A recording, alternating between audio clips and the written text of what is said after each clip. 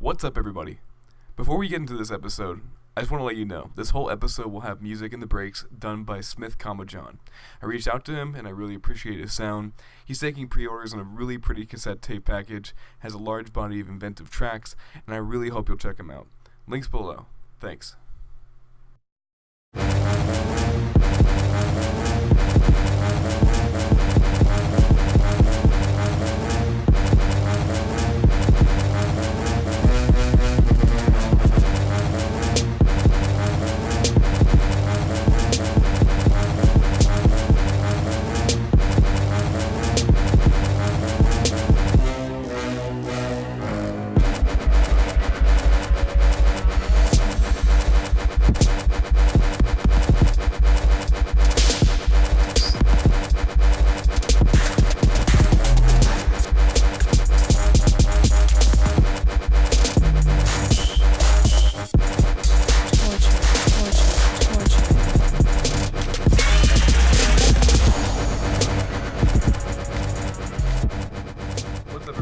Episode 2 of the Mix-Up podcast here, and my name's Muffin. Welcome back, and joining me on the panel, he's back again for a second appearance, and he's starting a budding career in stick art.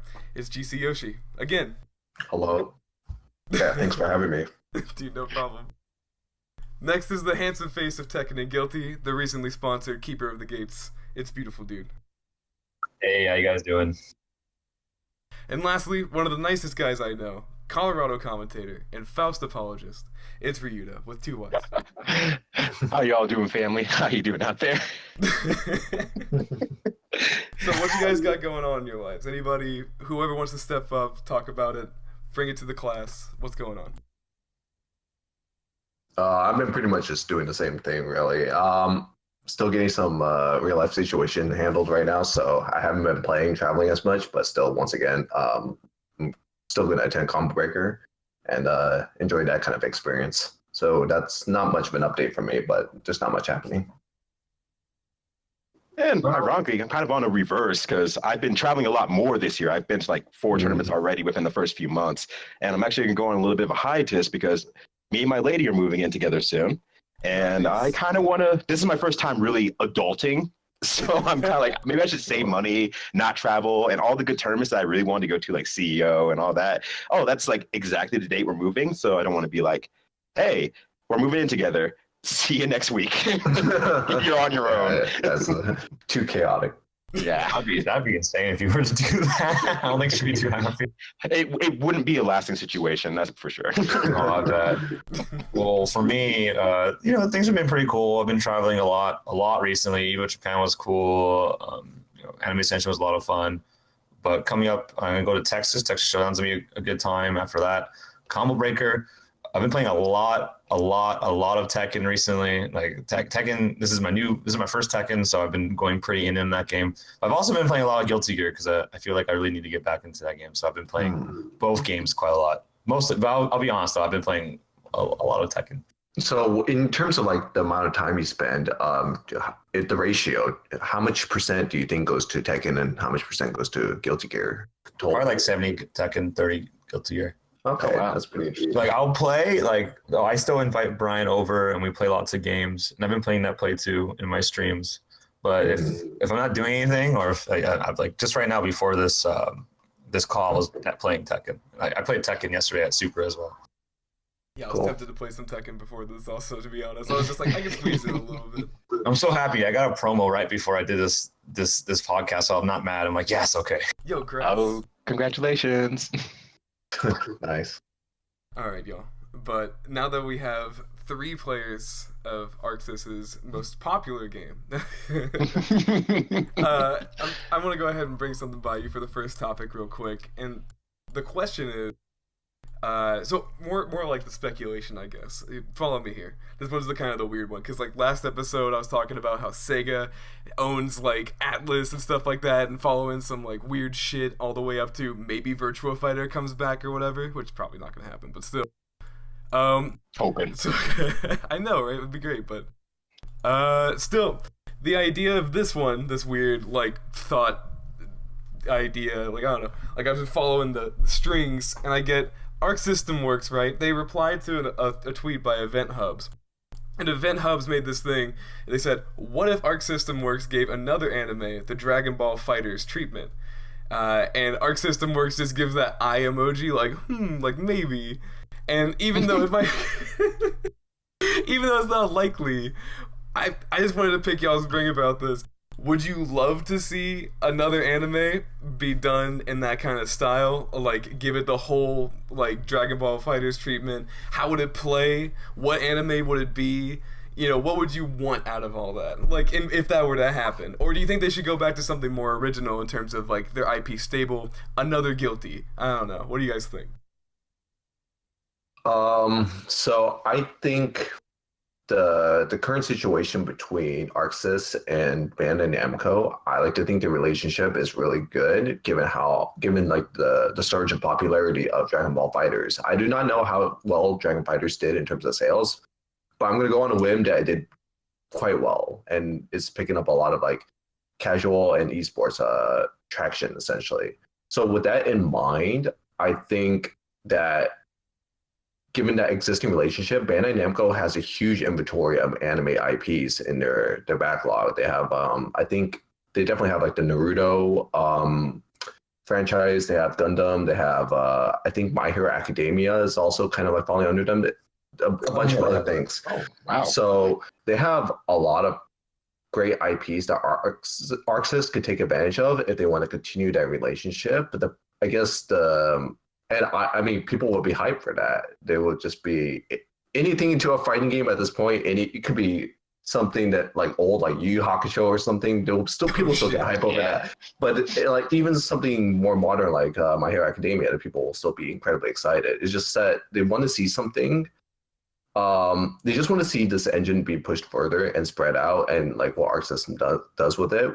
And I think that's, you know, if that can happen, great. That's awesome. Yeah, but like, what would y'all be hyped for? What would you guys specifically like get really jazzed for?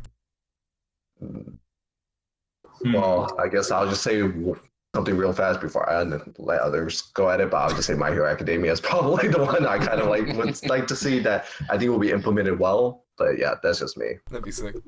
Right now they're making like an arena fighter for that thing, right? Like a kind of Yeah. Oh, really? Really? Okay. Shit, I miss arena fighters, dude. That'd be great. It's like Naruto, I think, kind of similar to that. Yeah, it's similar to that, I think. Yeah, those games are fun as hell. Yeah, I'm cool with that.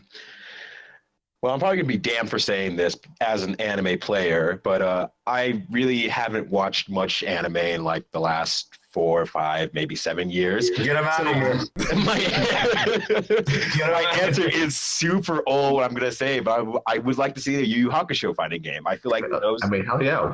Yeah, it's been in an era of games where it was around that SNES, Sega era, where it's like, we're just going to make any game we have and just throw it in there.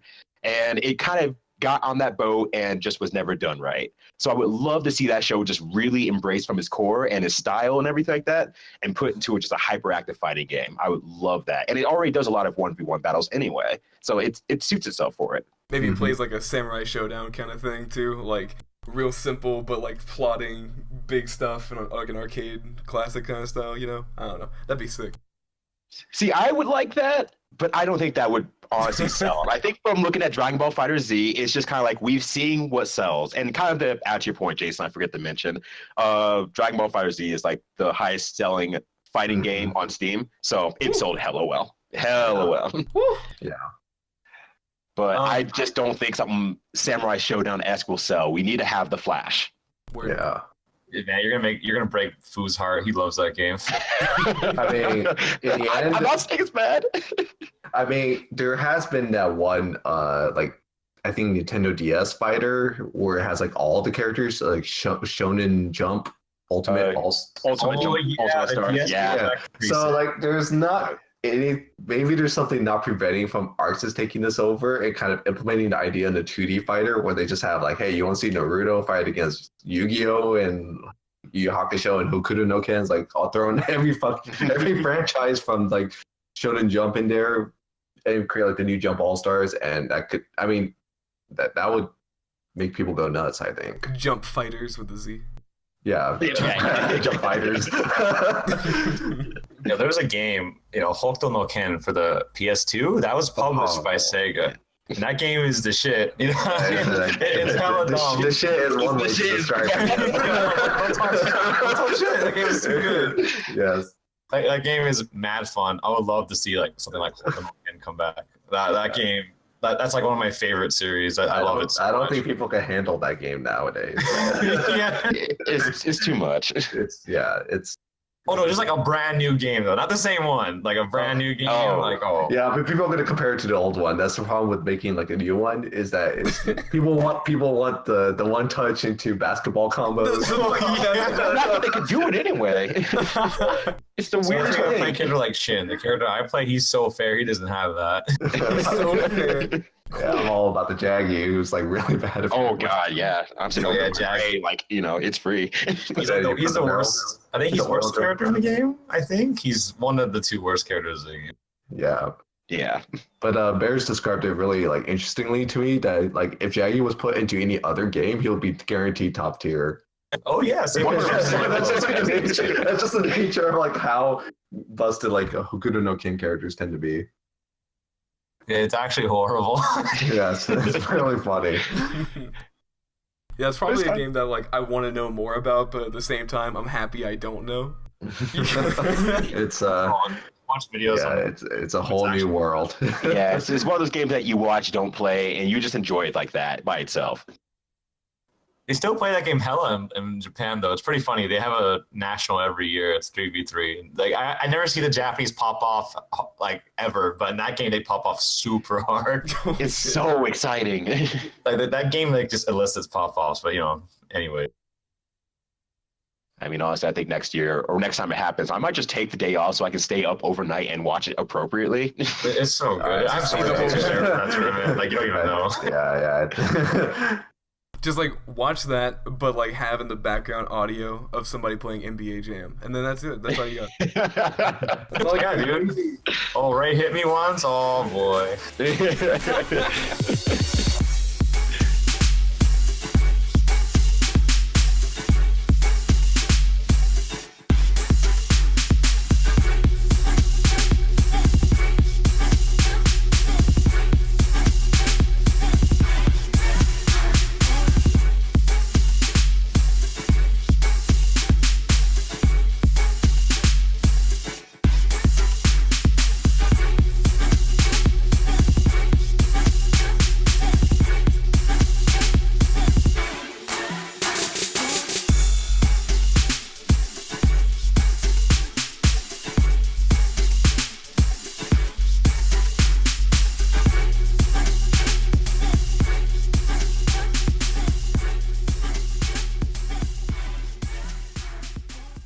All right, next topic. Let's do it. The question is kind of general here, right? And I guess I'll start with this this quote. Pull this up real quick. This is a quote tweet, a verbal one from JDCR. Tekken fame, one of the best players. Seeing SF5's new character reveal made me wonder. What determines how often a game gets balance patched? We rarely see it in Tekken. Just curious about this and how developers view their games. Do players like the patch system? Thinking emoji. And that got me thinking emoji. Like on all kinds of stuff where it's like, okay, patches are probably important for keeping a game's lifespan going, but then I also thought about different types of patches where like in Street Fighter, the newest patch has a bunch of hidden balance changes for like a set of characters, and this isn't even like a weird thing. This just happens enough times, right? Where do you stand on patches like being frequent in games? Do you think some games deserve them more? Do you think, generally, are they welcomed in a space where people are growing and getting better at their games, such as in fighting games? I think this is kind of tricky to answer because it's just generally pretty arbitrary. I think first and foremost, if you have a game-breaking bug, you need to like resolve that immediately. The most famous example being the stupid Rolento freeze glitch in Street Fighter Cross Second, which was actually really bad. It made the game like unplayable in some situations, in a very common situation. I mostly mean balance patches, but yeah. Yeah. Okay, but yeah, specifically for balance patches, I think that's actually depends on the developer the development cycle of the game. So after the game is released, there's probably some things working in the background, but they have like a set schedule to release these balance patches. Usually, the most convenient way to do so is when they update the game with like new assets and whatnot, because they can insert a balance patch through that. Because these balance patches actually do cost money. So with that in mind, I think Street Fighter V does it the way it does, like which is maybe every fairly big release, because they have that kind of cycle already established. Like at this point, we can do a balance patch if needed. So that's why they took advantage of the Valk release to implement some changes that they thought were reasonable. You can argue if it is or not, but that's just my point of having that balance change. Whereas Tekken, however, I don't think gets that frequent update. So they just throwing the balance patch out of the blue takes some kind of it needs to ramp up from the development side. So they will just need, it's kind of, I don't think they have the infrastructure really laid out for that. That's why they don't do it as often. And fortunately for Tekken, it's balanced enough, or it's from what I've seen, to where it doesn't really need it. And but if they were to do something like that, then I think they'll probably have to. It's a lot more work than something that's already created for Street Fighter V in terms of like the whole cycle.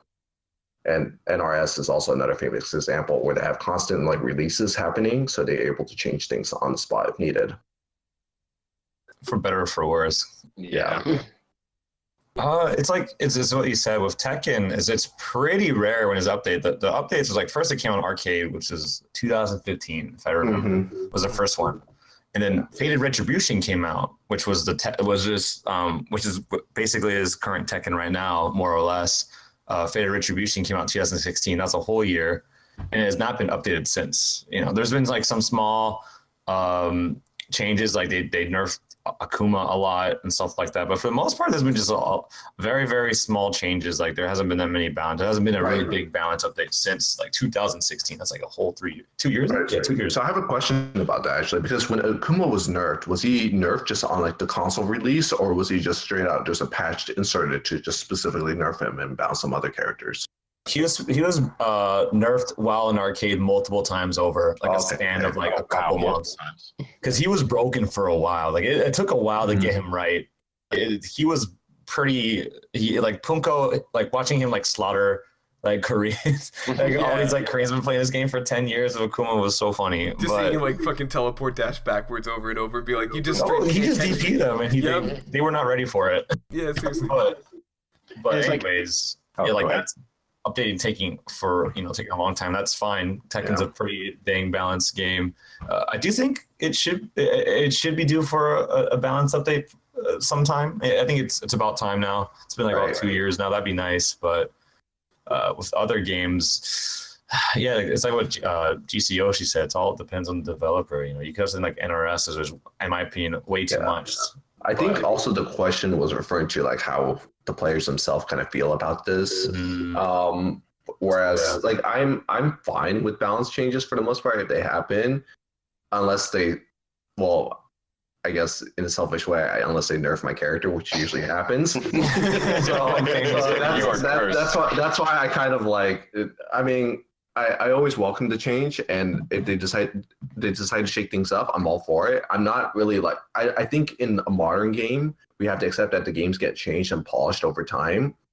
I just think that, and that's why I don't really like the mentality of just get used to it. If we have something like 1.0 LFL that's just completely slaughtering everything, and we just have to just like suck it up. I mean, true, we suck it up, but it's like it's kind of whack at the same time. So I mean, I'm just for occasional balance changes, but I'm just like a threshold, and I think I would prefer it just. I like the way Guilty Gear is, to be honest. Right, like does it with like every major release.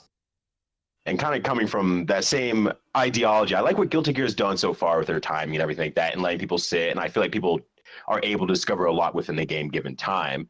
But my kind of history of the whole balance patch changes is BlazBlue, and I played Lychee, and a character every single major release of the game, every single balance patch was basically not like, oh, we tweaked certain things here and there. It was, you have a new character. Oh yeah, and learn this character for a week or two before you can get back in and play again.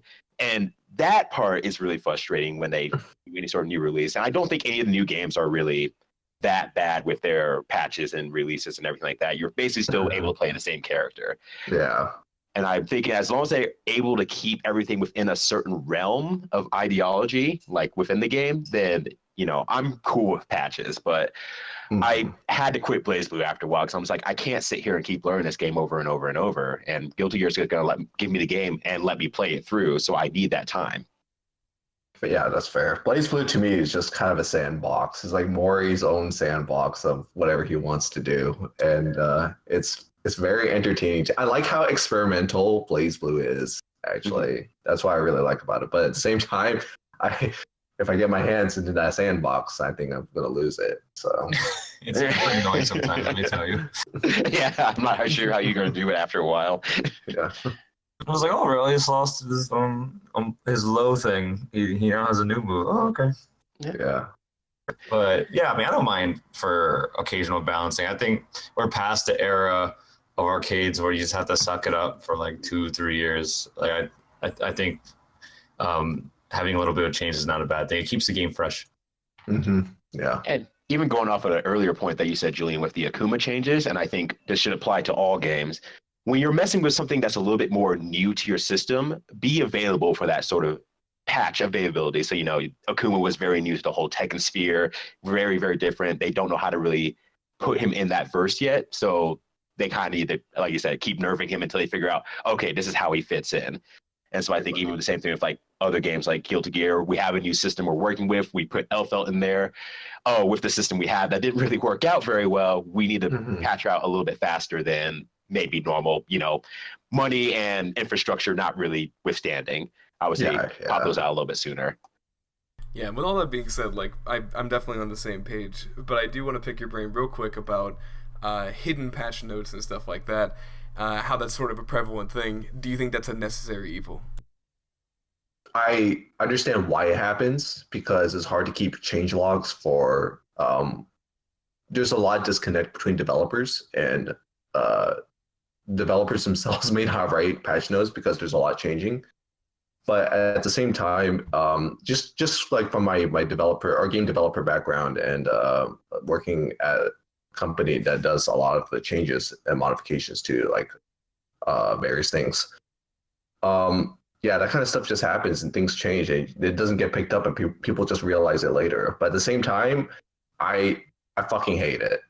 Pardon my French, but I hate it when there's like a hidden patch note. Like when Bedman 6P got hit stealth nerfed and he lost his head invul and we had to figure that out. We were just like delirious. I remember that day on Twitter, man. You were not happy. Yeah, we were basically like, wait a minute, this is not like this is losing to Riot Stop now. This is weird. But then they do that? Just like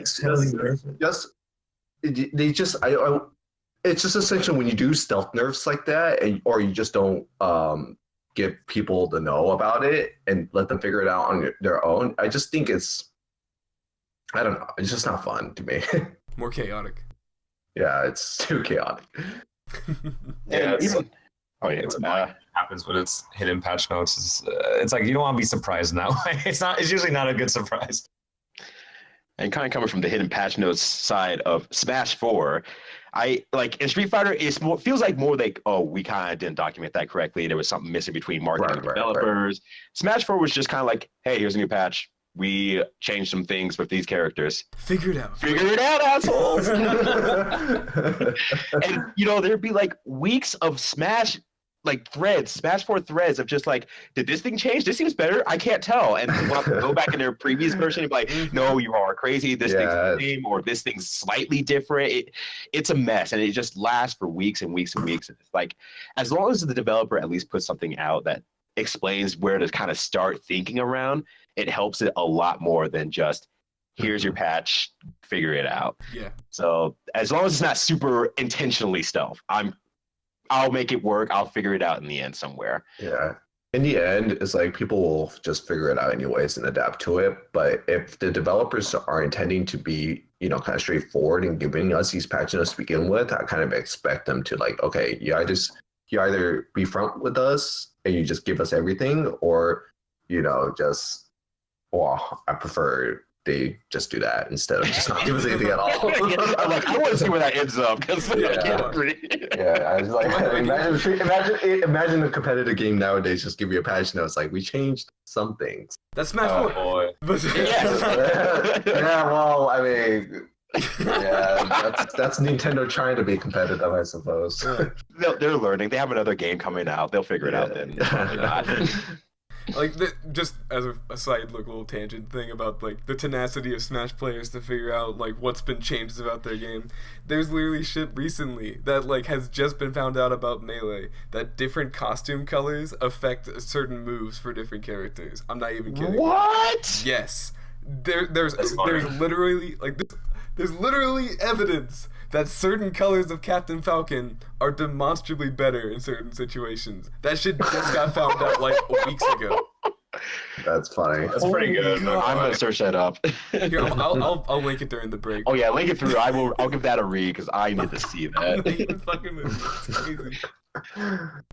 So like everybody who always argued like Green Falcon's the best or whatever, it's like I knew it. Highly hard. I told you guys I wasn't salty. Fuck.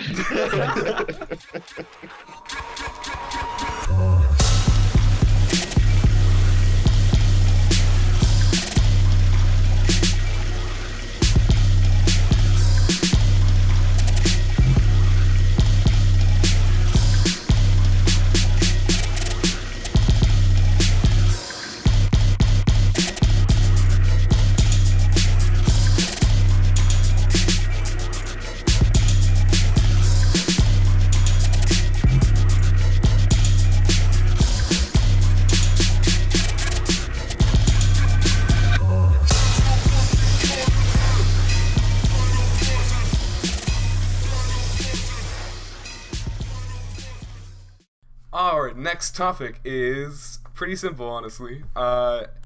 Just a quick question, right? Like, because this kind of stuff fascinates me, like how the brain works and all that, and how fighting games make people work and how, all that stuff puts together, right? The big brain puzzle of fighting games. This one's kind of just basic, though. Do you guys have any vices? Like, do you drink or smoke? And has that ever mixed well with playing your game of choice? Maybe it works well with one game, not the other. You can admit as much or as little as you want, but I'm more just curious, like, your thoughts on that. I think from my experience, smoking and drinking has only been detrimental to my gameplay. Although I felt like smoke is kind of give and take. When I played smoked up a few times. I felt like I was able to block Magneto better in Marvel 3. However, my combo consistency went down considerably. So specifically Magneto? Specifically Magneto. Yeah. Because that's all I fought. That's all I really fight in NorCal for a long time. It was always Magneto, Doom. That's it, Magneto, Doom. It's like the ultimate shell NorCal. Much. And then we have a lot of Virgils as well. So I mean, just like, yeah. I was able to kind of win scrambles like that better, but then after that, I just don't. In general, I just try not to play under the influence. I just feel like I get nothing out of it. And for myself, I don't smoke really whatsoever. Very, very, very occasionally. I mean, very, very rarely. Drink more occasionally. And I feel like the moment that either one of those hits my blood system whatsoever, I plummet. I cannot play under any sort of influences whatsoever. And it's not even limited to fighting games. Any other games I play, like DDR, for example, or dance games, for example, the moment I have one drink, I have to lower the speed down by half a multiplier just because I cannot read that fast anymore. That's how much I slow down. So I really don't do well, but I have been realizing I'm having some nerves here and there in tournaments again. It's coming back to me. I don't know why.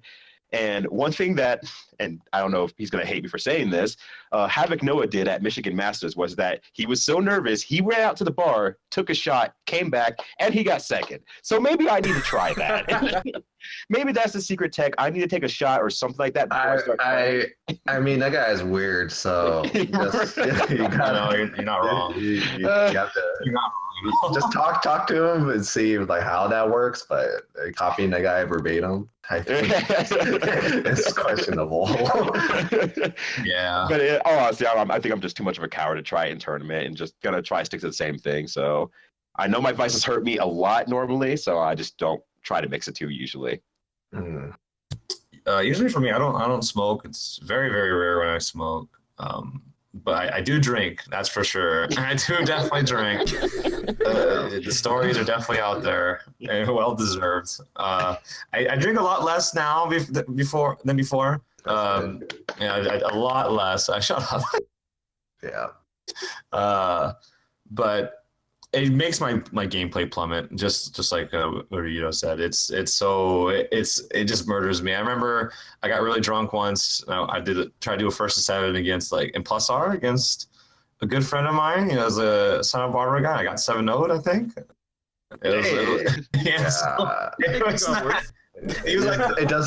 It doesn't just affect your gameplay, Julian. I think it just destroys you in general. You can actually deconstruct and then you just die. Yeah. And then something happens and we get a new story out of it, and then the cycle begins anew. Yeah, it's like, oh, Julian, there's something stupid. I'm drunk again. Oh.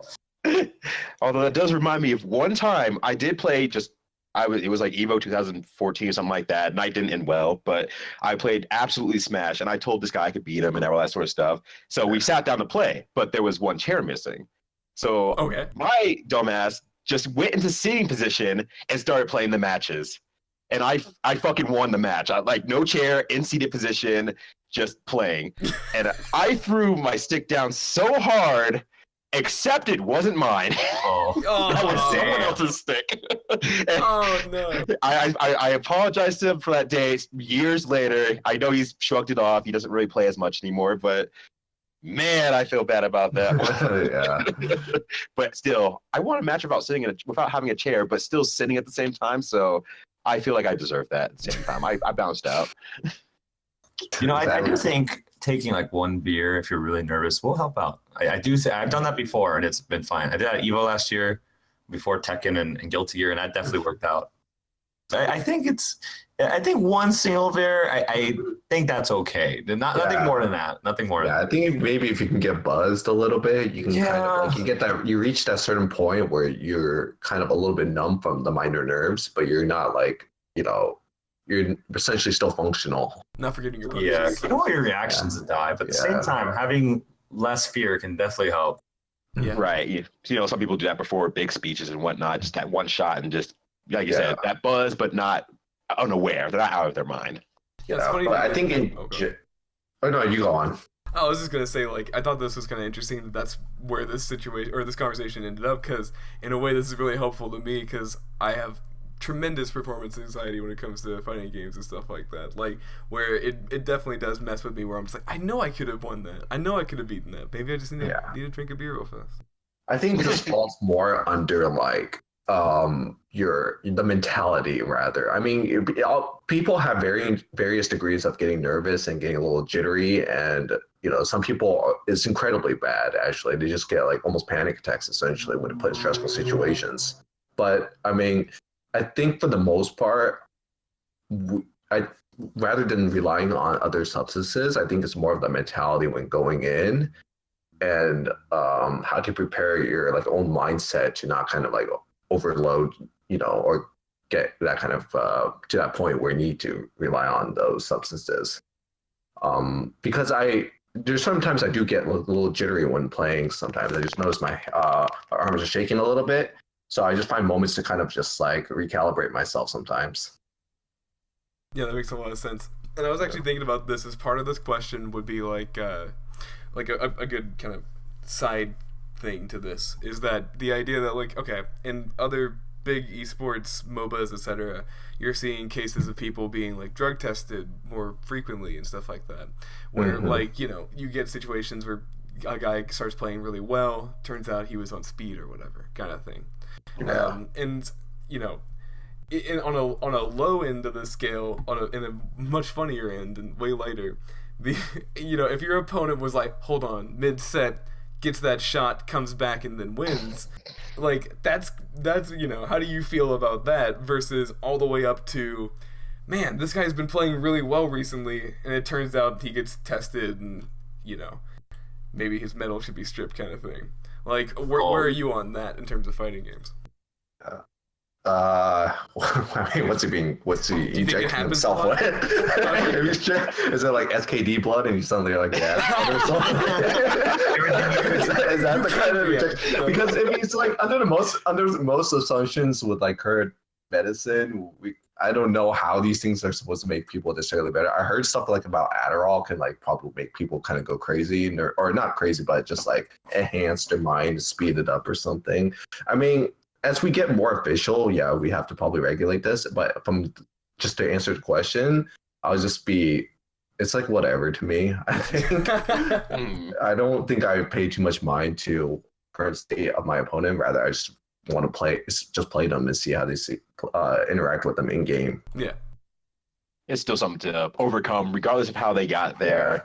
It's still something that I need to beat one way or another, and ideally keeping that end game would make me stronger as a player is my mindset behind that. Yeah. Makes sense. Yeah, I was just curious because like I love thinking about like the big esports scene too, even though I don't like watch a whole lot of it much anymore, and it definitely got me thinking about it on a, you know, our smaller scale. Yeah, I do have to take like pain medicine because my shoulders are pretty bad. That definitely helps me perform better. I won't lie. So I hope that doesn't get this long. I'm gonna get Tylenol cannot do that, dude. No, I'm gonna wait until next tournament. I'm just gonna wait. Next tournament that I have to face you, and then I'm gonna call it out. I'm like, oh yeah, I just qualified Julian. Yeah, he's on drugs. He's on the Tylenol. Yeah.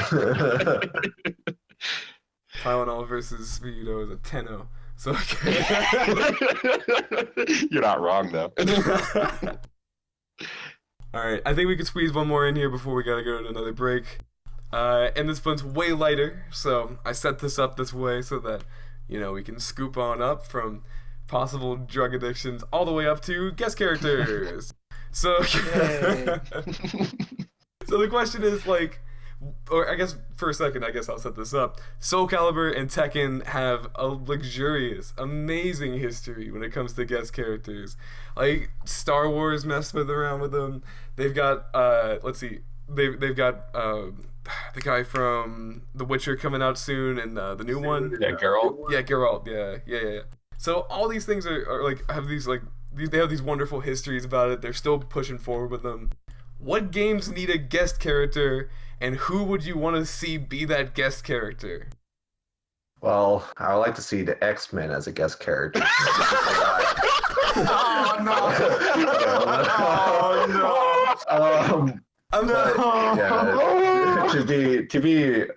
To be more serious, I suppose. I don't think any game particularly really needs a guest character at this point. If I were, because I think all the current games, they have such a strong roster. Usually, I think maybe like more indie-ish games are a little bit on the smaller scale. I mean, it could be encouraged. It's kind of cool. I like it.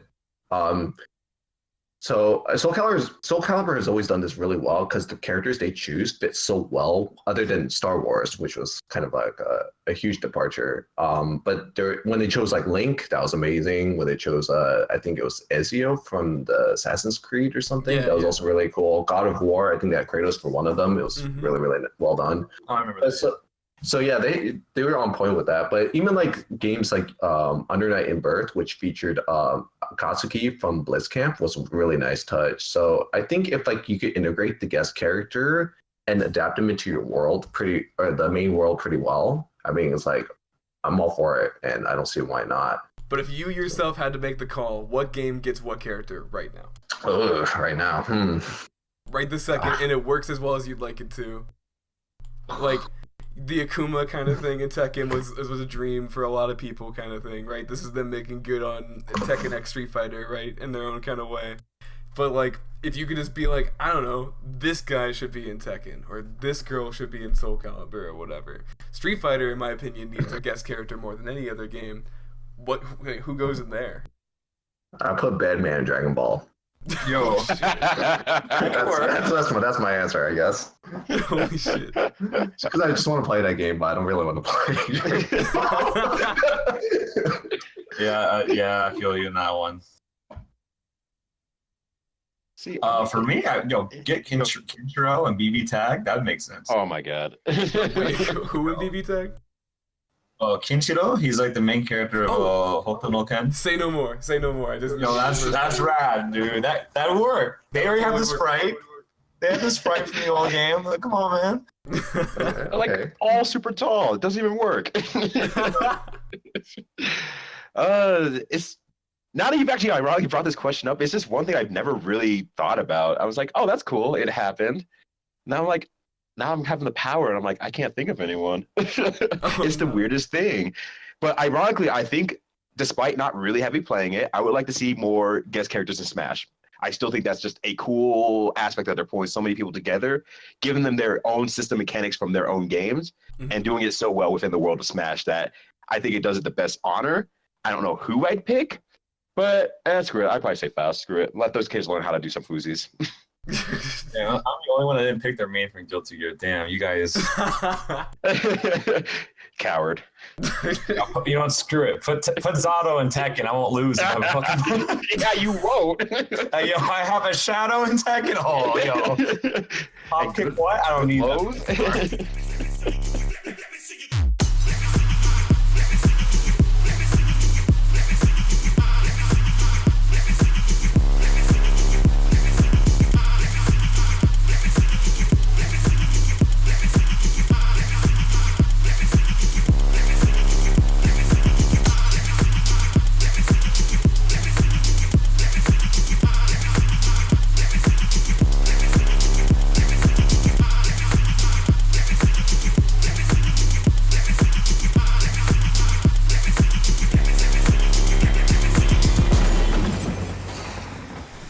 Next topic is kind of a neat little thought, is that the fighting game scene's going places, going the world over, and no more do we have more proof than this, right? Like nowhere else than a recent tweet I found, right? And I'm actually gonna link it here in the Discord real quick.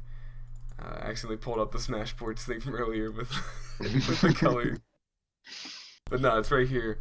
And Tekken 7 FR in arcades in the Philippines. It's like somebody found it out there in the wild, and I just wanted to give like a big little love letter to you know how it's crazy that you know Tekken's gotten like has going places thanks to its to its blowing up on popularity, you know, all that kind of stuff, and I guess this is the kind of two general questions I wanted to pose.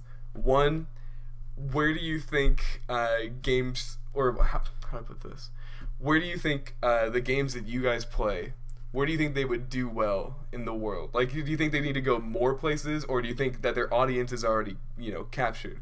And in another way, given that there's so many different audiences for the same fighting game, do you feel like somebody born somewhere will never be as good as someone else who already had the advantage and is already ahead of you? Or do you think that this big worldwide competition sort of thing is the World Warrior Dream Street Fighter, you know, put on all of our heads as we were kids? So, in terms of the game I play, I guess, which is primarily Guilty Gear at the moment, I think it really saw a lot of its like popularities throughout certain regions, and I think it's kind of reached it definitely is accumulating new players, but I think it's kind of at its height of the maintaining the current players that still want to play that game. I think it's fun. So and there's a good distribution of players for that game. As for the second question, I think if there's one thing that Street Fighter V I think does pretty well is in like kind of aggregating an audience and kind of like giving creating an opportunity through its qualifiers to allow people to represent certain regions and go out to play a game that's pretty popular that a lot of people play and kind of test each other. Yeah. Street Fighter V particularly saw a lot of players who probably were not as prevalent in Street Fighter 4 and prior Street Fighters to kind of rise up and essentially, rise up. Nice. That's pretty good. Figuratively, and kind of essentially take it to the big guys like Daigo and Justin Wong and all these players that people look up to, and kind of play them, maybe beat them, or at least try. And I think that opportunity itself is a good thing. So I kind of see that dream more or less definitely kind of realized with Street Fighter V. And that's as much praise as I'm going to give that game for now. But yeah. And I'm just trying to think it over a little bit. I kind of also on the Guilty Gear aspect, I agree with Jason. It's just, I think it's reached its peak. It's gotten out in all the appropriate areas. A lot of the people who are playing it who are interested in playing it, and they're going forth with it. But if I were to answer at least your other question about where do I think it can go to possibly get more people, and I think it has a lot of caveats around it, and I'm going to say it anyway, China. I think that'd be one of the next best places to put it, because having seen their scene for KOF 98 and just seeing, like, I walked into the arcade thinking, I'm going to learn KOF 98 while I'm out here for the next few months. It's going to be great. I'm going to have a great time. And there was just like 3 rows of arcade cabinets, and each one looks like it could be an EVO Grand Finals. I backed away and I learned Street Fighter 4 for the next 3 months because I was terrified. Yeah. But I think definitely good. Yeah. And with such a big population and still having an arcade scene over there, I think that would be the biggest possible reach that they could have for a game, and getting strong competitors out into the scene, albeit all the caveats of traveling in and out of the country and how do they run the games over there. Console stuff's very recently changed and stuff like that. So, is there a strong arcade scene in China right now? That's what I'm wondering. That's a good question, actually. I don't know that. Because I visited China recently, but I didn't get to see enough of, I didn't get to see one arcade cabinet. But before, when I visited there, like maybe 10 years prior, I definitely saw a lot of arcade. I saw a few arcade cabinets that you could find, and definitely you could buy like bootleg 98, like the KOF merchandise. That was kind of entertaining. But yeah, but right now I don't see, China is developing so quickly and it's moving so fast to the point where it's like, it's just people in China generally only play, and this is a huge generalization, but for the most part, I like to think it has some merit, that most people in China right now only kind of play on their phones, essentially. They do phone games, and they primarily, if they so desire, they go to internet cafes and play various shooting games like PUBG and other stuff. Right. But as for like an arcade scene, yes, KOF kind of has like almost a cultural impression in China, but I feel like the arcade scene in China by itself, it's like it's essentially like the US, where we have to kind of really look out for something specific and find a specific and find the meetup essentially. Right. Because the area I was in was a lot westernized too. Well, I should say westernized, but there was a lot of expats there, so maybe a little bit easier for me, and a lot more popular of an area in general that culture thrived there, because there was only one arcade I found, but it seemed like everyone was there. Nice. So no, that's a really good point on that. And albeit, like you said, yours might have been like 10 years ago, mine was like 4 or 5 years ago, so it's my information is dated also. Yeah, for me, like, it's really cool to see Tekken 7 in the Philippines. It just shows how far that game is reaching to the world right now. It's pretty dang popular for the most part. And it goes to show that, games, the game, like fighting games are definitely getting out there now. The times have been changing for sure, slowly but surely. And I think I can definitely continue, but that's like the hardest part is I honestly think esports in general will be really good for the scene. In general, I know there's a lot of things people don't like, but I think it can't be denied that it's definitely helped people play fighting games. Yeah, getting the word out there. Yeah, it definitely gets the word out there. The TV show stuff, like with Tekken 7, what was it called? It was the E-League, right? Yeah. Yeah. Yeah, like that was pretty dang big for Tekken in general. It was nothing but great. And then in the flip side, you get the other side, the Challenger Series. Reality TV show. I mean, it still gets the word out on Street Fighter. So I mean, publicity. Yeah. Yeah.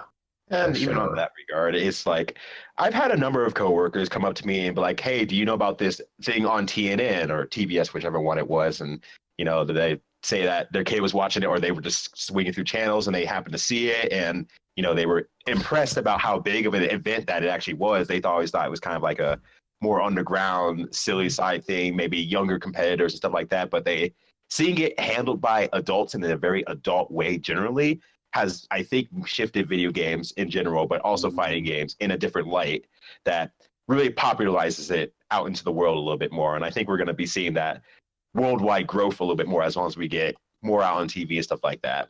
More legitimized, yeah. Yeah, that's a good way to put it. Thank you. Yeah, like when it was when the international was coming to ESPN and stuff like that, and a lot of people got real upset about that. It still changed a lot of people's minds that weren't as vocal, I imagine, into thinking, hey, maybe there's something to these video games, kind of thing, and like in a much more zoomed in thing. I just more wanted to give like a happy little note on, hey, Tekken 7's getting out there, fighting games are going places, and where to next? To the top. We're going to the top. Hell yeah. Top of the esports mountain. Oh, shit. It's not a great view sometimes. But we're going anyways. All right, we're gonna squeeze another one in here, and this one's just it could be a quick question. I don't know. It depends on how much y'all want to talk about games you don't play. What's a fighting game you're a fan of but you don't play often, or maybe you've tried it and you just found it, you bounce off of it. It doesn't fit how you want to play the game, or how you want to play fighting games in general. And what makes you kind of so afraid, or not really afraid, I shouldn't say that. What makes you not want to pick it up? What makes your body reject it? For me, I'll throw two out there. One is Tekken, and one is BlazBlue. So specifically for BlazBlue, I want to play that game because I think Arakune is the most amazing character ever designed. But at the same time, I think like my barrier of entry is a little too large, because learning matchups in that game is actually, you definitely need to put in a lot of homework, and at the same time I don't think I have that commitment. So that's why I don't play BlazBlue, or at least I don't play it very well. As for Tekken, it's kind of a similar thing where I'm jumping into like a new kind of game, and a lot of things in Tekken is your fighting game fundamentals can transfer over, definitely, but Tekken also has a lot of different things as well. And I know that Tekken is kind of a ramp up. You just constantly play it, grind it, and then you'll get better for sure. But at the same time, it's just like I see that my time is like a resource and it's limited now. So I kind of just like, I guess I'm staying within my comfort zone and just playing things that I already am more comfortable playing. Tekken is so cool, Jason. Yeah, but I mean, I enjoy I love watching Tekken. Shout out to Jimmy J Tran, dude. And Absolutely. yeah, and then and BlazBlue, for just because that game just seems like a lot of fun to play at that kind of level. But once again, it's just mostly time investment that's blocking me from putting in the time and effort and love into these. I should get Jimmy J on here. So for myself, two major games, even though one's a little bit dated. I guess technically Ultimate Marvel vs. Capcom 3 and Smash Brothers Melee. So Ultimate Marvel vs. Capcom 3, I did try it. I played it straight for like 3 months. I mean, it was like 2 months, but I played like 100 matches a weekend. I was really trying to grind it out, trying to get a hold of everything, trying to make everything click, and it just didn't work. I don't know why I cannot gel with that game, and it's frustrating that there's a fighting game out there that I can't gel with, and despite my efforts. But what team did you play? That's a huge aspect. Yes, it is. So at the time, it was Marvel vs. Capcom 3, so keep that in mind. But it was Dante, Dormammu, Hagar. What? We shouldn't have gone like. Yeah, you play hacker section, you know, whatever. I mean, I guess I should also add that I was doing all right. I was still winning some matches, but still, I didn't feel like I knew why I was winning matches. I just knew I hit it, I did the combo, but I feel like I didn't really do the control. So I feel like that was You had viruses, whatever. You're better than everyone. I know. That's how you play Marvel. You just hit. You just be better. Do your combo, and then you kill them, and then you do incoming mix-up. Marvel's like, I don't know. You just don't know how. You don't have to learn how to play fighting games in session to play Marvel correctly sometimes. See, maybe that's what it was. I was just overthinking it, and I just I don't know what I'm doing anymore. I quit. I can't do it. All right. Yeah, But sorry to on- margin on your answer. No, you should have. I knew you would. But the melee one's pretty simple. Love watching it. It's great action. I'm a Hungrybox fan through and through. I'm old, Respectable. and my hands will break in half if I try playing that game again. So I just am not going to touch it. I'm going to keep my hands intact. And, you know, when I'm seeing, unfortunately, we have a guy here, Vortex, really young dude. He just fell into love with melee, started playing a bunch. And I think within like the first year of playing, he already has like a lot of hand issues and tendonitis and stuff like that. So A real it's kind of like yikes. yeah. Real quick thing about Melee is that I also played quite a bit of it, and you need a whole village of people to support you through that shit because it's so fucking tough, and everybody's gonna shit all over you for that game.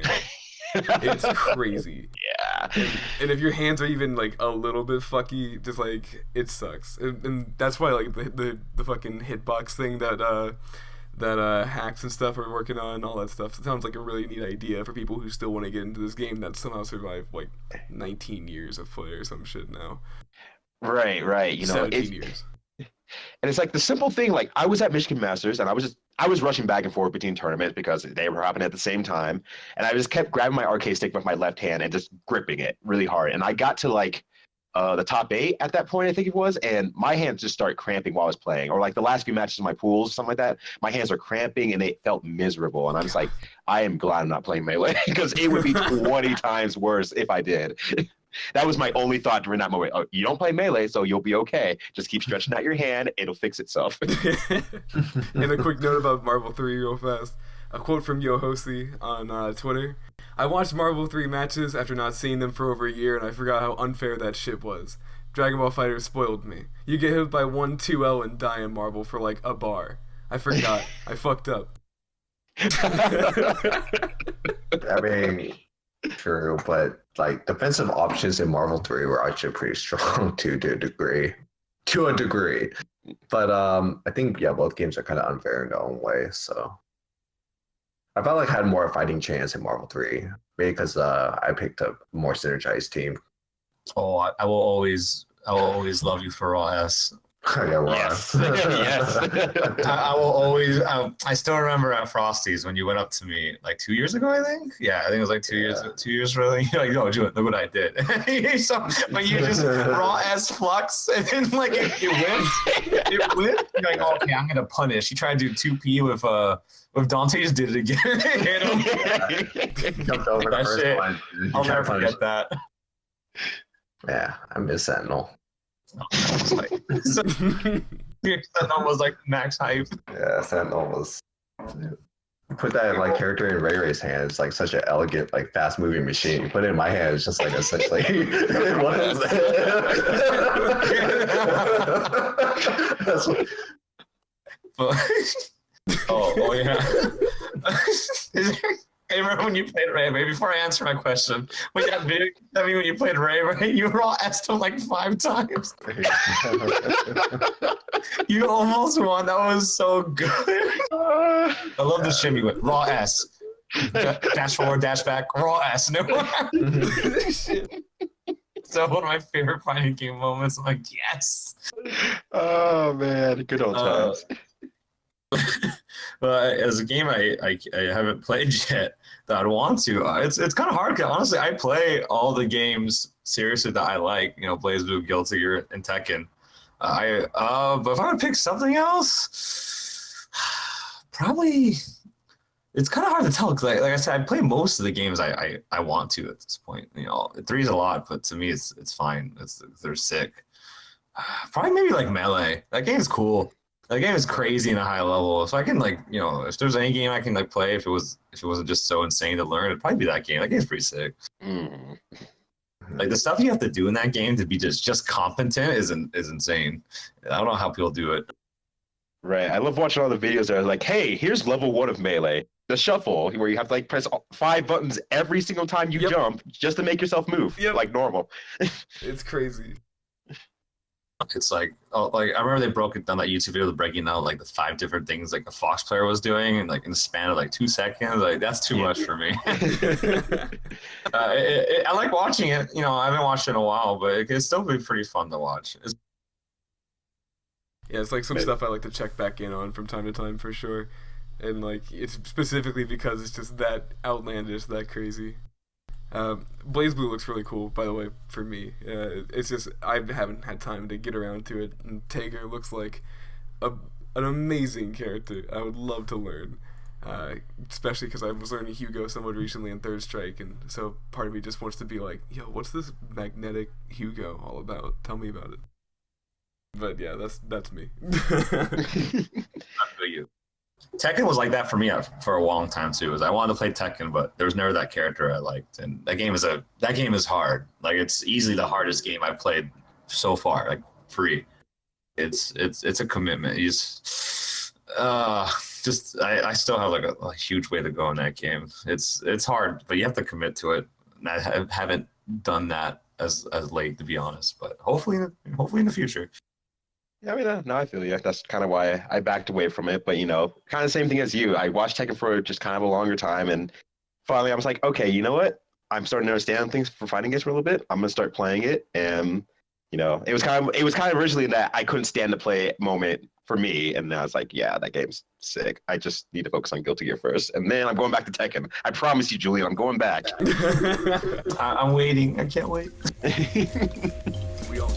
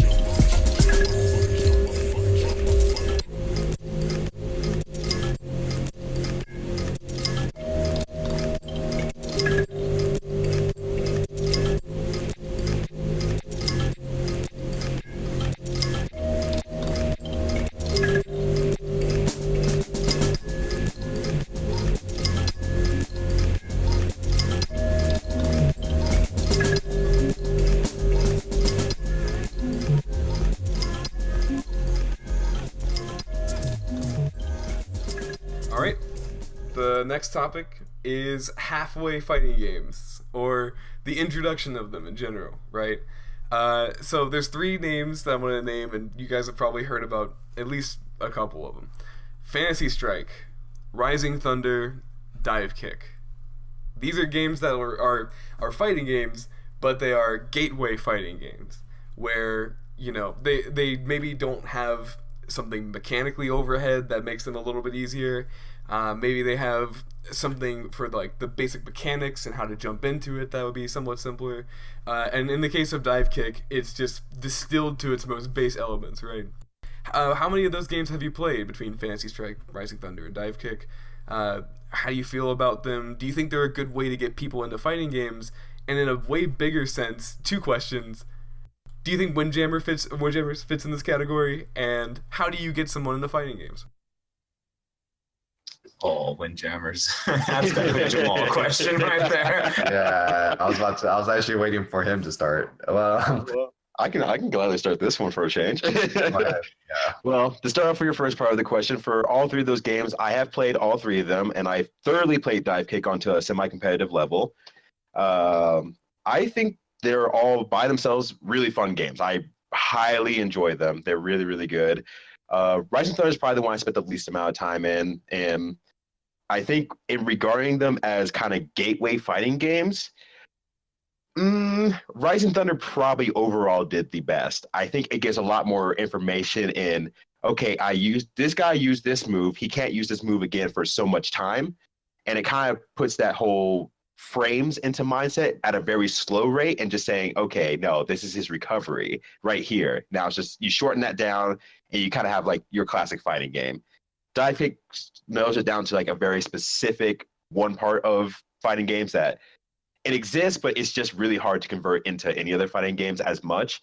And Final Strike, I think, is still a little bit new, but I think there's still too much going on in general to really say, okay, this is why this worked, this is why this didn't work. It can get really mechanically confusing in there and kind of probably frustrating for new players. As for Windjammers as a fighting game, I wholeheartedly say yes. But on the case of, it's still a very different version of direct combat, and I think that you still have to kind of condition your opponent. You have to mind game your opponent within a certain field and using a set mechanic that you both have on both your sides.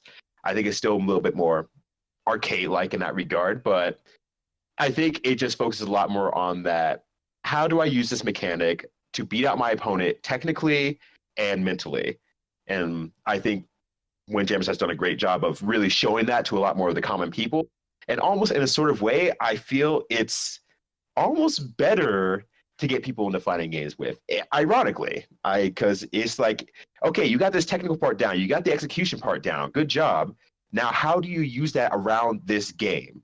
And I think the other games focus more on too much or too little, too high or too low of a view onto things to really be as much of a gateway as, ironically, Windjammers. Yeah, that's one of the big reasons why I mentioned it, because it's not necessarily a conventional fighting game, but I was really thinking about it. It's like, that's sort of the thing I got to, I showed that to one of my Melee friends who had never even touched a traditional fighter, and they come back to me later going, I want to learn Tekken, or I want to learn Street Fighter, because, like, I love that idea of just putting my, the traditional, this is the input, let's condition, let's go somewhere. Mm-hmm. Yeah, so in terms of like gateway fighting games, I don't really dabble in a lot of them. I played Dive Kick just because it was kind of fun and interesting. And I tried a little bit of Fantasy Strike, but to me, my issues with that game is just it doesn't look very great. Well, you played Rook. Yeah, and I also played. Yeah, I played against Rook, and I was just laughing my ass off at how dumb it is sometimes. So that game is I probably need a little bit more time to make a level-headed judgment, but for right now, I think if you're gonna make a gateway fighting game, maybe, sure, the mechanics, you can make them simple, you can make them interesting, you can make it entertaining. It could be fun as long as you can play a certain form of mind game. But I think for a lot of like new fighting games nowadays, I think they kind of have to sell on like maybe some kind of other interesting gimmick, maybe just like, I don't know, like interesting art assets or interesting art style, a story mode. I don't know. I will go ahead and append the following kind of sub question that you're almost breaching into. Okay. Is there a best game to start somebody out with, and like, is it because of the flash and stuff like that, or why? It's really hard to say. I think right now, I don't think there's like a unanimous... Somebody wants to come up to you and learn fighting games, or wants to know like why they're good. Give me a good example. Where do I start? Guilty Gear's too much. Where do I go?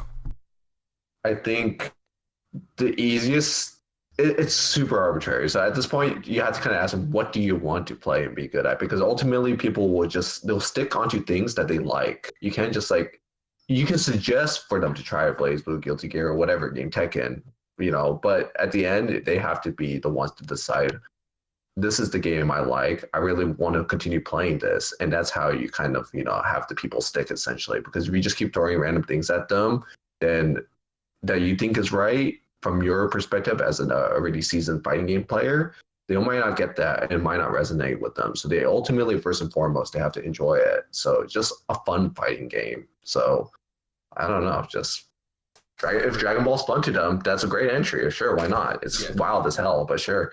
And then they really like Tekken's like, hey, or some guy maybe just wants to play Noctis. He doesn't play fighting games. He just wants to play a Final Fantasy character. It's hey, by all means, jump in, play that game, kill, whack a few people with that sword or something. But just in general, just they have to like it. That's the requirement. Word. But yeah. And kind of even going off of that point, it reminds me of something that kind of I personally consider FGC mentor told me about when we were just going through random Fightcade or GGPO games at the time and just trying stuff out. And the one tip that he gave me when we started learning stuff is try to find the most basic and cheap thing you can find to start off the game and start learning from there. And I think that helped me out with learning a lot more. And I think with any quote unquote first game for someone, it's being able to delineate that one thing that's like, okay, here's what you basically want to do. Here's this character that has that tool. Learn around that. Start going from there. And I think just going from there is the best thing we can do from any sort of fighting game aspect. Yeah, I definitely agree with that. It all comes down to what do you have fun with the most? What do you enjoy the most? That's what I always tell people when they want to learn a fighting game or how do I get into this certain things? Like just find the thing you find the most coolest, most awesome thing you've seen, and just go from there. Everything comes into an own eventually, is in my opinion. I honestly haven't played much of those 3 games as well. I played Dive Kick. That's the one I played, and then Fu made me quit that game. Let me tell you that. He made me quit that game harder than DBFZ. Like, oh my god. Actually, that's not true. Him making me quit DBFZ was still when he played me in that game, I was like, no, I'm good. Yeah, Fu has a good penchant to find something that's just not necessarily broken, but it's absolutely unfun to play against. In Dive Kick, he played Stream, and that character did not play Dive Kick. He played his own game. He was actually really good at that game. Like he won tournament majors with that game. He got top 3 at Evo. Which character is that one? The one with the straight jacket. Dulcine as character. No, the straight jacket, the Stream Monster. Oh, okay. The one that flies at a weird angle, right? Yeah, exactly. He can turn his angle around in midair. Yeah. That shit was so janky when I saw it. I was like, what? Of course, Brian picked that character. Introductory FG. I don't. I can't really see if I recommend anything. Like maybe DVFZ will hopefully have them go to the other Arxis fighters. Hopefully, but it's very much its own beast. Very, very much its own beast. But what was that? Go ahead. Yeah, it's games like DVFZ. That's supposed to be an introductory game too. You can argue, it's of course has a lot of depth to it. But at the same time, it's very much its own thing. So back to what I was saying, I honestly feel like with most people, just see what fighting game looks the coolest. Just not even just what looks really, really cool, and just go from there. I feel like if someone likes what they see, aesthetically, everything else comes in time. Happened with me in Tekken. I saw Claudio. I was like, oh shit, Claudio, that character looks rad, and I picked up Tekken. Yeah, exactly. That's how I got into fighting games to begin with. I went to a random arcade, like a Qzar arcade or something, and I saw an HD Mega Man sprite on the screen fighting it out, and that was Marvel vs. Capcom 1. I was like, I have to play this game because I'm a huge Mega Man fan, and that's how I started playing fighting games essentially. Yeah, you watched right on. And I guess go ahead. Oh, I was gonna say, I think a lot of people actually got in on kind of that. Marvel vs. Capcom 3 was especially big, where people just like, this looks awesome. I like this character. I will want to play this game, and it just kind of led from one thing to another. And I think in that regard, what Julia was saying, the whole aesthetic thing and DBFZ, I think it's pulling a lot of people in just from that alone and be like, oh, hey, no, I love Vegeta. I want to play Vegeta now. And people are sticking to it. They like it. Mhm. I feel like that's way more better of a hook to get people into these fighting games and making it easier, in my opinion. Because making it like super easy, right? Because those people that get into it just usually play for like a week or two and they're done. Like the super casual audience, like they'll play it for a week or two, finish the story, and they're done. And then we're stuck with the game that's like super basic. So I feel like if you make something that's cool, have a great IP like Dragon Ball or something like that, I think that's a much better ability to have people join and play your game than making it super easy. But that's just my opinion, of course. Yeah, I like that. No, I agree because hell, even one of our best in BlazBlue, one of our best Hazama players in the US, she literally joined in just because I like this character and has stuck with it for 4 years ever since. So it doesn't take much to get people attached to a game.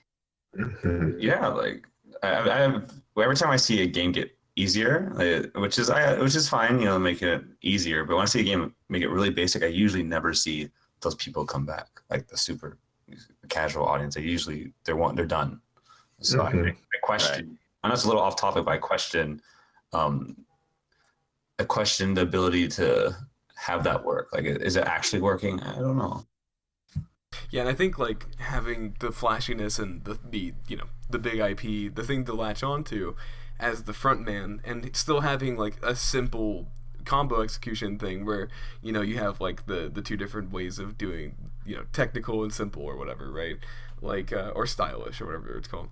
And so like having that be an even easier kind of ramp up to like, hey, this is what fighting games kind of are, with the shell of here's your favorite Vegeta or whatever, right? Like all the like putting those things together and letting people go from there, I think is a really good call. And I guess I would go ahead and ask like final thoughts for this topic on once you've got them in the game that they want to play, what do you say is the first thing to start doing to get better? Jeez. Depends on their level. If they're already intermediate, I just straight out say you got some you need to get some grind, some gimmicks to put people on the edge. Yeah, like 6H. That's like one of the first things I've learned before all fundamentals. That's why I just straight out like, oh wait a minute, this move crosses up and everyone hates it. I like it.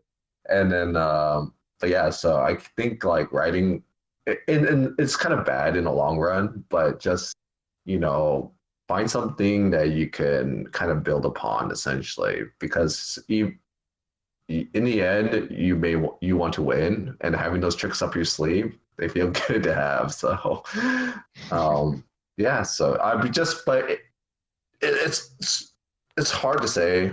I think in the end is just maintain a good mentality. I think that's actually the most important thing, is even if you get like upset and tilted in some ways, kind of just in the end try to see how you can use that for improvement. Talk to people, especially if you're going to a local, or just interact with the person that, if you're doing a set with someone online, just interact and talk with them after. Because I see a lot of people just say GG and they just leave instead of talking about the set, and that it doesn't irk me per se, but it's just like, I think it's you're kind of missing out on some opportunity to kind of engage. And yeah.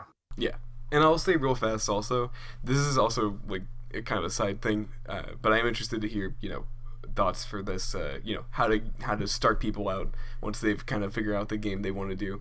My girlfriend, she was trying to get into Tekken, and the best gateway I found for that was making costumes, because she absolutely loved making costumes.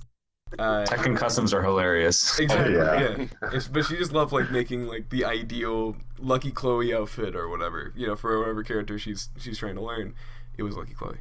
And so with all that being said, I think that like having the face be the thing that carries it makes a whole lot of sense. Mm-hmm. Yeah. I agree with you completely. Having other stuff outside of the fighting game helps so much. Story mode, like Jason said, story mode, having customs is cool. Other things people to mess around outside of fighting games is really important. Yeah. One of the reasons why Street Fighter V, I didn't do so hot at first. I don't know how it's doing now, but didn't do so hot. It had like a challenge mode, that's it, I think, or it didn't. No, not released. We had the wonderful survival mode. Oh yes, like it was easier. Like it was definitely a lot easier than 4, but it didn't have anything else, and people didn't buy it. So I feel like it's never worked. We had to beat like 50 people or 50 CPUs just to unlock like a certain color of our skin or of our character, which is. And if you lost, it's like tough. Yeah, shit. you just wasted your time. It's bad. It feels horrible. Kind of glad I wasn't on that train.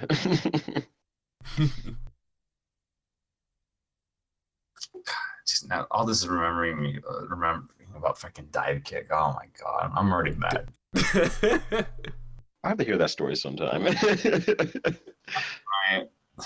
Like the DBFZ story is a lot more interesting in my opinion. Like he found I won't get into it. He found these mix-ups that break cross-up protection. It's horrible. It's just block cross-ups, man. It's like he can either cross up or not, and he lands on either side, and even he doesn't know. It's Even he doesn't. I'm sorry, I know we got off track there, but for people to get into fighting games kind of from that very beginner level, I'm on the same mindset of Jason where I want to have something to start building them around, but my aspect of it is learn your very simple combo that leads into a knockdown and figure out what your game plan is from there, since that's how most of the games run nowadays. Just knock down, run your game plan, get to that game plan like perspective, that flow chart a little bit, and kind of see how that works out from you, and then start noticing the situations where it doesn't work. Then start building out from those points and pieces until, it kind of naturally happens. You're like, wow, this doesn't work here. And it's like, okay, well, why doesn't this work here? Start figuring stuff out. And hopefully they start asking questions because they're a little bit more logic-based questions. And sometimes the answer will just be, oh, yeah, you just got to do some wacky mix-up to open them up. Fuck it, go crazy. But I think that fundamental aspect is where I would start, where just learn your simple combo that leads into a consistent combo into knockdown, and figure out what you do from there, what your character does from there. Yeah, I love that.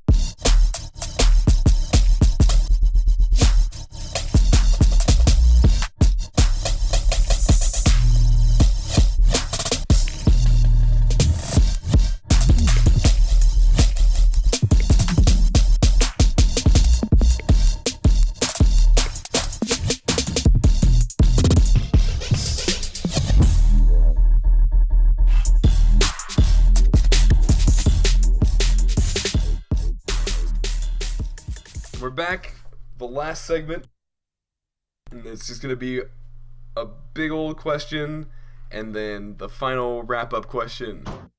How do you feel about people downplaying their own characters? How do you feel about everybody feeling like they got the hardest time, playing their game? And here, I'm gonna link this in the description of the SoundCloud as well as here. It's by King Azero Rasta on Twitter, King Rasta. He made this incredible what the character Discord thinks versus what everyone else thinks for every character. If you can, go out of your way, look at this. It's absolutely wonderful.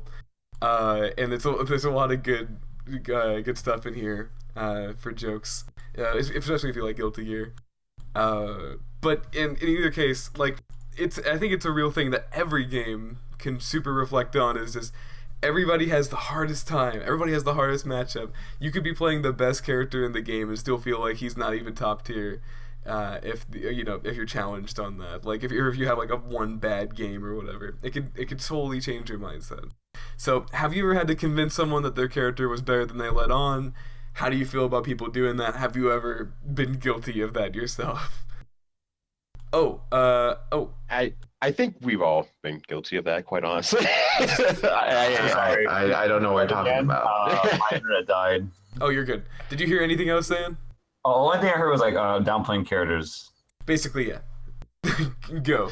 And I linked a thing from Twitter, but and then Ryyudo was saying that everybody is guilty of that. Oh yeah, I've definitely done it before too. Oh yeah. It's kind of like an ecosystem. It's not even just about people will downplay their characters all the time, but it's up to like other people to kind of like convince you otherwise, like, hey, your character is good, fuck you. And then so that's pretty much, I think that's kind of like the culmination of like a lot of Guilty Gear discussions, just because every character on like a reasonably high level is absolutely nightmarish to play against. Yeah. Except for Axel, because I think the character sucks. But then yeah, so it's just like people will say something like, I don't think this is so great, and it can lead to discussion after. It can lead to discussion afterwards where I say something like, okay, yeah, you could do this, you could do that. People tell me Bedman's during Rev 2 was like decent, you just say something, and I'm just like straight out saying like, no. It's just it was almost just like a friendly discussion at that point. So I don't really pay it too much mind. I think it's just something to call people out on and just engage. Yeah, I definitely agree with that. We've all been guilty of it, but it does get a little annoying when you see people downplay their obviously very, very stupid character that's universally known as being really, really good. Like if I see an Izanami player saying their character's not that good, I want to do something bad. I'm like, come on, bro. Like it's okay. In my opinion, it's like it's okay to admit your character is dumb. That's fine. Like it's not bad. You made a great decision in character select. There's nothing wrong with that. There's no need to, in my opinion, there's no need to like say, hey, my character's not that good. Relax. Like, we're all competing in these games. Like, let's be honest. And kind of one thing. Oh, go ahead. It's pretty much done. I was just saying, it's okay for playing dumb characters. There's no need to downplay how dumb your character is. Like it's fine. Right. And kind of a conversation I had actually today. Someone posed a question, and I don't know who said this to make him pose this question, but they were saying like something about Johnny's movement being bad, and I was like, "Excuse me, what? How do you downplay Johnny's movement?" But we kind of got into the discussion like that, talking about it and everything, and I think the kind of summarization, the kind of meme summarization I put out there was, oh, my character has one thing bad about them, so therefore they are terrible. And I think that's just kind of what it ends up summarizing to be. You spend so much time with that character. You spend so much time learning their intricacies, their ins and outs. You spend that time and you get to know the good and the bad about your character. But just like with negative mental thoughts, the negativities outweigh the positivities 9-1, just completely and utterly. It's a bad matchup for your head. So it's just, you get so much of that going on that you hyper focus on the things your character cannot do and see what other characters can do in that same regard, since you have the comparative landscape out there. And I think with that, you kind of just bounce back and forth, just like, well, why can they do that? Why can't I do that? Is there any reason for them to have that and not for me not to have that? So, you just have this kind of jealousy game going on, this envy game going on. But how I feel about it is that I think it was the same way. I pretty much agree. It opens up a ideally friendly conversation that we should have, and it kind of gives you better perspective about what your character does and doesn't do, and how that plays ideally into the whole game. And sometimes the answer will be, yeah, your character's just stupid, stop kind of downplaying it. And sometimes it's just, wow, you have a hard life. I'm sorry. Better luck next time. Better luck next patch. Yeah, like I knowingly play a not very good character like Claudio. He's not that great, but that's the decision I made. It's fine. If I really wanted to play a better character, I'd pick like Brian Fury or something. The character's hella good. You know, if you really want to go into it, Devil Gen. Devil, yeah, like character's so good. And everybody, whenever they hear that, they're just like, maybe I should. And just Right. on the side, Everyone's just feel a little It's bit. hard.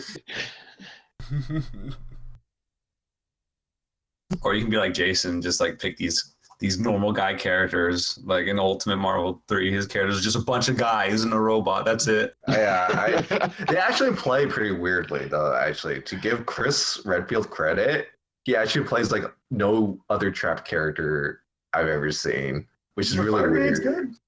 Yeah, he's an immobile character with traps. Essentially, he's like if Testament had like one leg. Essentially, that's Chris. Yeah, like if he also could not air dash, but it's just it created such a weird situation for our opponents because the moment you hear fire in the hole, that's your cue to like never go in anymore. So because the character sets off his traps the moment you hit him, so then people just die because that character did so much damage. But yeah. Like Brian's theory of flame grenade combo breaking people is like he has like a wire like attached to his body, so he Don't hit me, man. Don't hit me. You don't want to. Like he has it's just ready to go anytime. Like don't do it. All right, yo. I want to give everybody on this episode a big thank you, a big round of applause. Whatever it takes for you guys to know how thankful I am that you guys are around me and doing this wonderful podcast. So thank you all so much. Thank you for taking time out of your schedules, and I'm so excited to ask you the last question that I end every podcast with, and I want to keep doing that going forward. The final question is, why should people care about fighting games? Why should people care? I mean, I was asked this before last week. I'm not sure. I actually forgot what I said. And I'm probably gonna say. I guess I kind of attribute to a more kind of. Well, I'll just let other people answer. I'll just let other people answer first. Yeah, backdash that one. Yeah, I'm out. So for me, at least, you kind of hear the overall gamer mentality. I want to be the best. I'm a really good gamer. I really can beat all these people. I'm good. But it's all around single player games or heavily team games where you as an individual do not shine very well, or you're playing against a mechanic versus an actual moving human being. So I think if you really truly want to find that final frontier of a challenge for yourself and for other people, fighting games is that final frontier.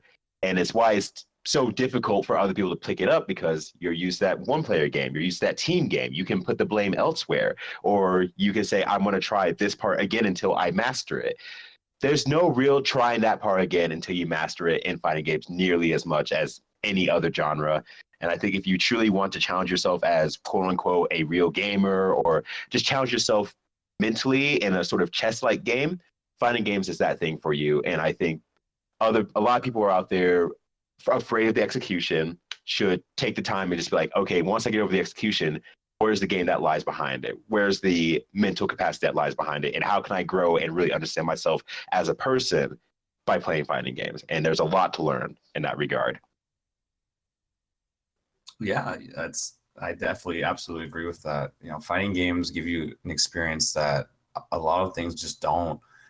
For me, it's been so fulfilling to play these games. It helped me not only grow as a player and get stronger, but as a person as well. I learned a lot about myself the last couple of years, and it's been an awesome experience overall, ups and downs all together. Fighting games are difficult. You know, it doesn't matter how much easier they make it. It honestly, it will still be very difficult games to get into, to stick with it, especially because they're demanding. You know, you're losing. Especially at first, you lose a lot. You know, it's hard to see results, but if you stick by it, you get rewarded with experience like no other. It just feels incredible when you see that little bit of improvement. Like, for example, like small example in Tekken, you block that low and you punish it while standing too. You know, it feels great. It's like, oh, I knew that low was coming. You know the punishment now. It's the small victories that add up to a fulfilling experience. So I say if you can stick with it, then you'll really be rewarded and you'll like it. You know, I definitely did. Awesome. I love that question so much. It always gets the best out of people. Thank y'all so much. No, thank you, man. I much appreciate for the invite. Had a blast on, man.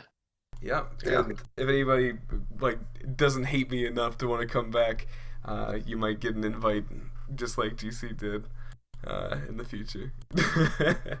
Oh yeah, I'd definitely be open to do that because I love these kind of things. So I love talking about fighting games and talking to people in general. So I usually jump at the chance to do stuff like this. So thank you. I really appreciate it. Oh yeah. Keep me on your list, please. Keep me on your list. I will happily do this again. Thank y'all so much. All right, thank you. heading now. I gotta go. You gotta get out of here. All right. Yeah. Thank y'all again. Take it easy, everybody. This has been episode 2 of the Mix-Up Podcast. He's already out of here. Thank you so much. he just went, no, I have no time. See ya. But yeah, thanks for listening. Have an excellent night, and I'll see you next time. Bye. Have a good one, guys. Later.